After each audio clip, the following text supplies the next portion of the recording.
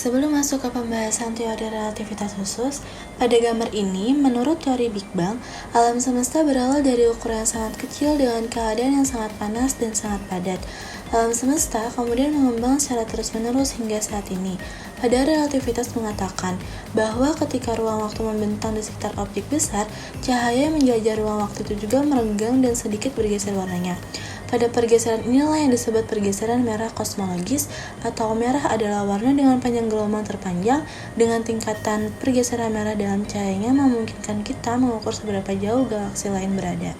Selanjutnya, pengertian dari teori relativitas khusus.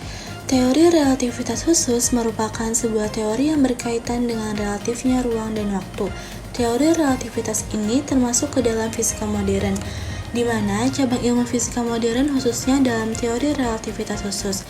Fisika modern beranjak dari ketidakmampuan fisika klasik untuk menjelaskan fenomena dualisme partikel. Seorang ilmuwan asal Jerman, Albert Einstein, dalam salah satu teorinya yaitu teori relativitas khusus memandang bahwa waktu itu bersifat relatif terhadap titik acuan. Pernyataan ini menimbulkan berbagai konsekuensi dari teori relativitas khusus. Pada awalnya, ilmuwan sains menganggap bahwa waktu itu bersifat absolut yang tidak terbatas. Anggapan ini kemudian dipercayai oleh banyak orang karena manusia tidak ada yang tahu secara pasti kapan waktu itu bermula dan kapan waktu itu berakhir. Kemudian pada tahun 1905, Albert Einstein merumuskan relativitas khusus yang muncul secara utuh dalam makalah Albert Einstein yang berjudul On the Thermodynamics of Moving Bodies pada tanggal 30 Juni 1905. Dalam makalahnya, Einstein membangun teori bersandar pada dua dalil atau postulat dan transformasi Lorentz. Teori relativitas khusus mempersoalkan kerangka acuan universal yang merupakan kerangka acuan yang bergerak dengan kecepatan tetap relatif terhadap kerangka acuan lainnya yang dianggap diam. Selanjutnya, dilatasi waktu. Pengertian dari dilatasi waktu merupakan konsekuensi dari teori relativitas khusus. Jika seorang pengamat dalam suatu roket mendapatkan selang waktu antara dua kejadian, dalam roket itu waktu dalam acuan pengamat yang diam. Orang di bumi menyatakan bahwa selang waktu tersebut lebih panjang, yaitu waktu dalam acuan pengamat yang bergerak.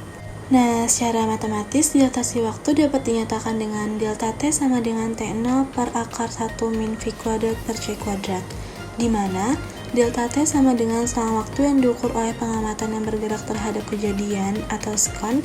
Delta T0 adalah selang waktu yang diukur oleh pengamatan yang diam terhadap kejadian atau sekon. Lalu V adalah kecepatan benda terhadap kerangka diam atau meter per sekon. Dan C adalah kecepatan cahaya meter per sekon. Lalu ada kontraksi panjang. Menurut Einstein, di dalam postulatnya terkait struktur ruang dan waktu di mana ruang yang memiliki 3 dimensi dan waktu adalah besaran tersendiri sehingga termasuk dalam dimensi keempat dari ruang. Konsep ruang dan waktu menyebabkan perbedaan pengukuran dilihat dari dua pengamat yang berbeda. Postulat yang dikemukakan Einstein yakni yang pertama, postulat ini muncul karena jika hukum fisika berbeda untuk pengamat yang berbeda, ketika dalam keadaan gerak relatif, maka dapat ditentukan yang mana dalam keadaan diam dan yang mana dalam keadaan bergerak. Tetapi kenyataannya tidak ada kerangka acuan universal atau dapat dikatakan tidak ada posisi diam mutlak. Yang kedua yaitu menyatakan bahwa kecepatan cahaya adalah sama untuk semua arah dan kondisi. Di samping itu tidak ada objek yang dapat bergerak melebihi kecepatan cahaya. Selanjutnya, kedua postulat Einstein tersebut menyebabkan besaran atau panjang ruang, waktu dan masa bersifat relatif. Ini hanya berlaku untuk benda yang bergerak dengan kecepatan mendekati kecepatan cahaya. Ketika suatu benda yang bergerak dengan kecepatan mendekati cahaya, selain mengalami dilatasi waktu juga akan terjadi kontraksi panjang atau memendeknya ukuran objek, kebalikan dari dilatasi waktu. Nah, hal ini dapat dituliskan dalam sebuah persamaan, yakni persamaan kontraksi Lorentz sebagai berikut. L0 sama dengan 1 per akar 1 min V kuadrat per C kuadrat L, di mana L adalah panjang benda pada kerangka bergerak atau meter, L0 adalah panjang benda pada kerangka diam atau meter, lalu V adalah kecepatan benda terhadap kerangka diam meter per sekon, dan C adalah kecepatan cahaya 3 kali 10 pangkat 8 meter per sekon.